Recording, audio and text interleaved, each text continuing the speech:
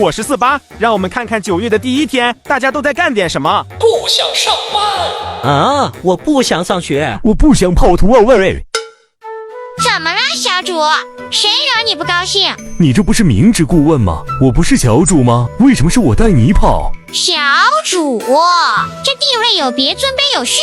小主要走在我前面，那可不就是你拉着我跑吗？那把人家累坏了怎么办？怎么这俩字儿从你嘴里讲出来这么恶心呢？人家怎么了？不让说啊？那我说什么？奴家？这个更恶心了，这个。那不是说好让我当太监吗？比帕布帕布的小主绝世荣哎呀，这宫中许久不做惊鸿舞了。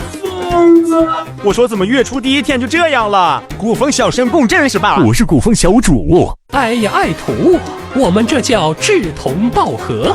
就是啊，更何况艾登年过1/400的人了，发展个新爱好也不容易。你怎么讲话的？不许威胁我家小主！切，不跟你计较。总之那句话是怎么说的来着？娇嫩旗袍身上穿，注定小伙不一般。小轿子这么多天跟着小主，如今说话也是越来越有水准了。小轿子，你要干啥？我标记了一辆载具，不是这个轿子啊！但是吧，巴特柱，你还真别说，他们小孩搞的这些角色扮演，真还挺好玩的。对呀，我也觉得，让我想起了小的时候在小学门口玩过家家的日子。你演爸爸还是妈妈？我演凳子。还说自己不是载具。我说焕 C 呀，你和他俩交流真的没有代沟吗？真的受不了了的话，要跟师姐说哈，不要一个人硬撑啊。